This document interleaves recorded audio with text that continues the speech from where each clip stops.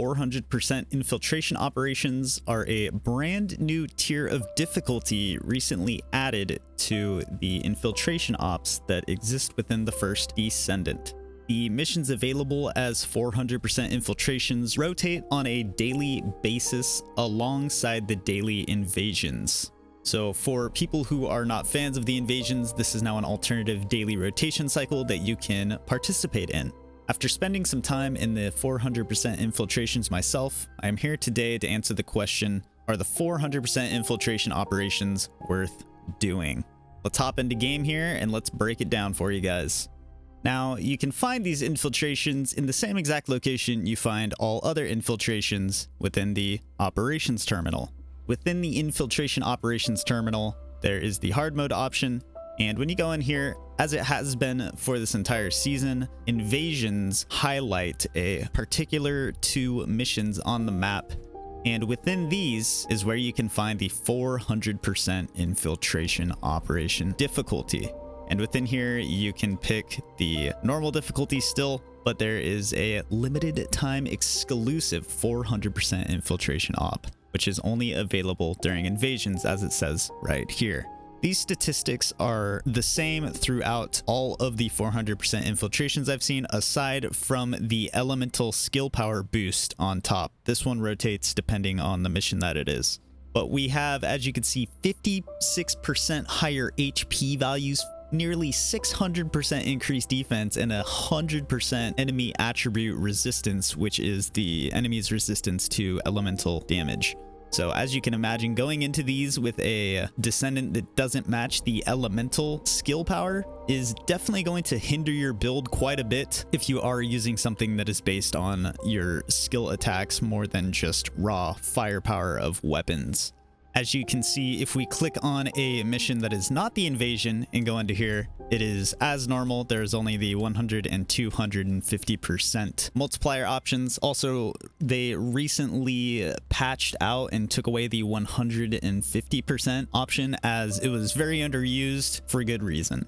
Now, the approach to combat taken within the 400% infiltration ops is a bit different than any other percent infiltrations or the invasions for that matter. The 400% infiltrations effectively remove all normal objectives that you would typically experience within an infiltration op and replace them all entirely with pure combat objectives, meaning every single objective throughout a 400% infiltration all revolves around killing enemies. There are no capture zones, there's no pick up, grab, collect, deliver things, anything like that. It is just raw combat. Now, a lot of people may like this, especially because of a lot of skepticism and lack of interest in the invasions, which heavily favored mechanic objectives over combat objectives when it comes to the gameplay experience within the invasions. They've taken a complete 180-degree turn from that experience with these and focused more on the raw killing of enemies within these objectives, which is completely fine. In my experience, it's very ad dense. There's a lot going on. I think the 400% infiltration operations are a great place for us to truly test the potential of mobbing builds. It does definitely push the survival aspect of your character as well. There are 2 sides to build crafting. One side is obviously trying to min-max the potential damage output you have, because more damage output means more efficiency in killing and getting through missions and content. But if you're dead, then none of that matters. At times, it does feel a little weird in here because literally all you're doing is killing, which is a bit of a change of pace compared to what we're used to. Like I said, normally there's an objective, but in these you can kind of just go on autopilot and send it. Now, there could be the crowd of people who thinks that this is a lack of substance in the content, which I totally understand. There's not much going on. It's kind of a very brainless activity compared to the ones where you engage a little bit more in needing to pay attention to objectives and stuff. But I don't think it's necessarily a bad thing, as this is a fresh way to play through the infiltration ops. which is a positive as it is essentially the same content we've played, obviously, but it has a different experience and feel to it as compared to normal infiltrations. So I think that's good to keep things fresh. I think it's good that we have these same missions, but alternative variations and styles of them. Now up to potentially 3 if you factor in the normal infiltration ops, the invasion version of infiltration ops, and now these 400% infiltration ops. Now, when it comes to the value you get out of 400% infiltrations, I think these are second to none when it comes to new XP farming methods, as you can imagine. This paired with the newer recent updates they made to infiltrations where you get guaranteed XP gains from completing them makes them an absolute powerhouse for power leveling your characters as well as firearms. Recently, they made an update to where when you complete an infiltration, you get a matching amount of firearm experience to the Descendant XP that you gained, which definitely enhances the weapon farming here. So now you can also earn firearm XP based on completing the mission and not just based on what you kill within. So those are now on par with each other, which is great. One thing that you might say is a good problem to have is there is a ton, an absolute ton of loot that drops throughout here. Now, it's not all necessarily good loot. Most of it is all dismantle fodder to get materials. So when it comes to weapon parts and access controls, those are a heavy bottleneck in the game compared to many other materials that you need to farm for research and crafting. And I can safely tell you guys that within a single run of one of these 400% infiltration ops, I was getting multiple thousands of weapon parts. There is a flat out reward of weapon parts they give at the end, as well as you pick up so many weapons to dismantle throughout that I get on average another at least 1,000 to 2,000 weapon parts out of just those that I dismantle within the mission itself. I will say you want to go into the 400% infiltration ops with a nice and clear inventory. Even with 140 inventory slots, I find myself often having to stop midway through to dismantle things to then make space to pick up the rest of the stuff throughout a mission. Now, another unique thing these infiltration operations introduced is 2 bosses in one boss room. Now, the original boss still remains from the normal infiltrations within these, but they have a unique pairing with one other boss, which I believe are often other infiltration bosses paired together in the same room. Now, the original boss has their usual 3 HP bars that you have to clear through, and the secondary boss has 2 HP bars. So a total of 5 HP boss bars you have to go through within these rooms.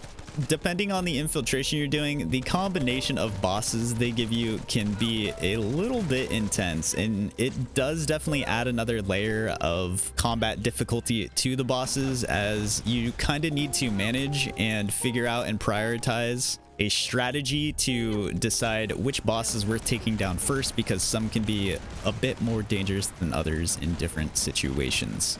One other completely new resource added with the 400% infiltration operations are the ETA vouchers for ETA 0, which shows up on the weekends. If you want more information on ETA 0, I recently made a video talking about ETA 0 and why I think that he is one of the biggest additions we've gotten in the first Descendant so far as an update. But on completion of the 400% infiltration ops, you earn standard ETA vouchers, which drop from the final bosses. Each boss drops their own stack of standard ETA vouchers, and in my experience, you can basically assure yourself that you're going to get 8 ETA vouchers, as it seems that each boss drops 4 apiece, so that is 8 vouchers per run. The 400% infiltration ops do not have a daily limit on how many times you can run them in the way that the invasions do. So it's not like you do 2 runs of these and then get stuck waiting for the daily rotation. These are repeatable as many times as your heart desires in any single given day. Now, beyond just the loot that drops within the missions for dismantling purposes, there is also a wide range of other things that I believe these 400% infiltrations will become the new best location to farm certain things. For example, let's talk about modules. In my experience, I feel like on average, I get at least one Transcendent mod per run, if not oftentimes more than one Transcendent mod dropping within one of these infiltration operations. I recently made a video talking about the most efficient and best methods to farm Transcendent mods when it comes to mods that drop out in the field locations, aka all of the 8 unique regions in the game. And these new infiltrations, when they're in rotation, I believe are potentially even more efficient than those locations when they're available. So if on any given day an infiltration op resides in the region in which the Transcendent mods you may need to farm are available, I suggest going into these, as I was getting very high drop rates when it comes to Transcendent mods, as well as external components. The purple tier of external components all have a unique region that they are tied to, similarly to the way Transcendent mods work, and they are all based on final boss drops, whether it be an infiltration or if it's an outpost or a reactor. Much like Transcendent mods, reactors are a very solid place to try and farm out better rolls of the purple external component sets. But once again, it feels like the drop rate percentages are cranked up quite a decent amount inside of these 400% infiltrations, and the odds of getting them to drop seem to be quite consistent from the final bosses. Not to mention, now that there are 2 final bosses, that is double the odds of getting exclusive final boss rewards from these missions. I have had some runs where I've gotten 2 component set drops within one mission due to there being 2 bosses, and it seems the frequency at which the final bosses are now dropping the external components are a lot higher than in the normal missions. Now, this is a very limited amount of testing I've done on this, so maybe in the long term it will balance out a little bit more. Maybe I've just been getting really lucky with drops. But in general, it feels like the odds of getting things to drop in 400% is way, way, way better than most other content in the game. Now, unfortunately, the game doesn't give us percentages when it comes to mission monster drop rates for items, sadly, in the way that amorphous materials tell you exactly what the percent odds are. But if I had to guess on the back end, they did crank up the percent drop rate within these infiltrations to definitely make us feel that they're more worth it. And I can gladly say that if I am farming any sort of drops from monsters that reside within infiltrations, 400% is going to be my go-to location. So whenever I get a daily rotation where a mission has external components or potential Transcendent mods that I'm looking for, you bet that I'm going to be grinding those on that day. It's definitely worth going out of your way to do these instead of other optimal grinding locations when they're in the daily rotation.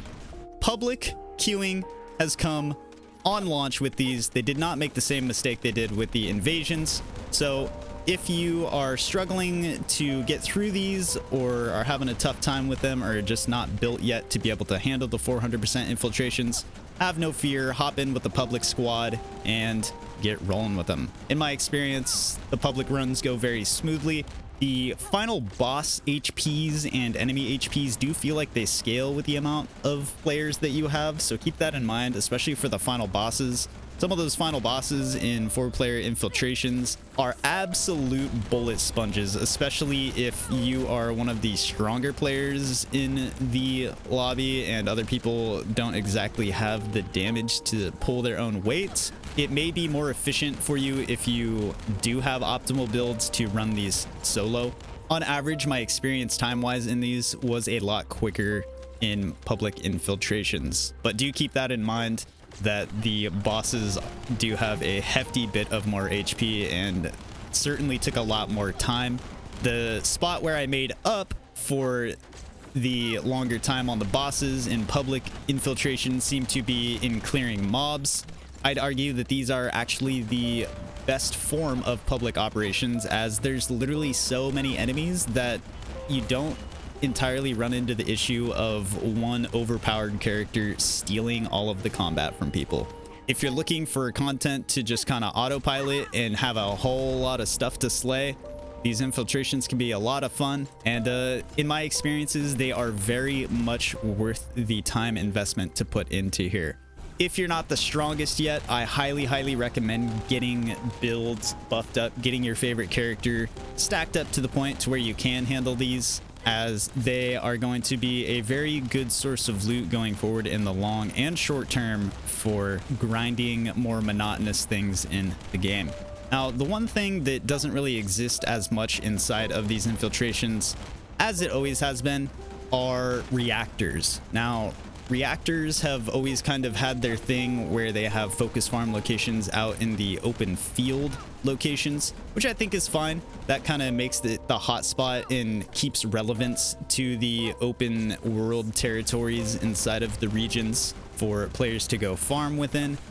And now these infiltration ops give a fresh new location to farm all other things in the form of Transcendant mods, even other mods as well, ultimate mods, the rare purple mods, all of those. You get tons and tons and tons of drops throughout these missions. So my final verdict to answer the question, are 400% infiltration operations worth doing? My final answer is absolutely yes, you should if you can handle them. Now, even if you can't handle them, like I said, public is available, but if you are not strong enough for them and you're going down a lot, it may be frustrating. And it is a bit intense. Like I said, once you're in a room with the ads, they start spawning and they don't stop spawning till you kill them all. So it could be a little bit risky or tough for your teammates to be able to get revives. But in my experiences, most of the time it goes pretty smoothly. So overall, you definitely want to do your best to take advantage of these 400% infiltration ops when available. A couple of things that probably still are not the most efficient to farm within these infiltrations would be Kuiper and gold. My average experience in finishing an infiltration op and checking my final rewards was earning about 15,000 Kuiper in a single run of the missions, and about 2 to 250,000 gold, which if you go and do a Valby run, you can probably still get similar amounts within 3 minutes versus between 5 to 10 minutes that these take, and sometimes even more than 10 minutes depending on if you're solo and if you have modifiers in your favor and things like that. But I will say the amount of modules that you get dropping can also fill in and benefit your Kuiper gains, as you get a whole lot of duplicate mods to dismantle through running these as well. I think that about wraps everything up that I have to say about the 400% infiltration operations. In short, to answer the question, are they worth it? Absolutely yes. There are a plethora of things that I think are most efficiently grinded within these now compared to other previous locations that were best, such as XP grinding, potentially Transcendant mod grinding, even external component farming when it comes to getting the purple sets, which are a lot harder to come by in the game. The 400% infiltration ops have filled a void where we've much needed a source that is a lot more efficient for endgame materials as well, such as weapon parts for creating axis controls. This is now the first time I feel like there is an optimal source for those, and they are a huge positive overall to the farming ecosystem of the game. Not to mention, they did bring in a new feature as well with the ETA vouchers, which you can trade into him on the weekends. As I said previously, I already made a video covering ETA. Be sure to check that out if you guys haven't already. I'll have a link for that down in the description below. I hope you guys enjoyed the video. I hope I gave you guys some knowledge and or information that was helpful to you. If you guys did enjoy, be sure to leave a like, comment down below your thoughts on the new 400% infiltration operations, and don't forget to subscribe to the channel for more videos to come. That's all for today, folks. I wish you guys the best of luck in your first Descendant adventures. Until the next time does come, stay grinding, and I'll catch you guys in the next video.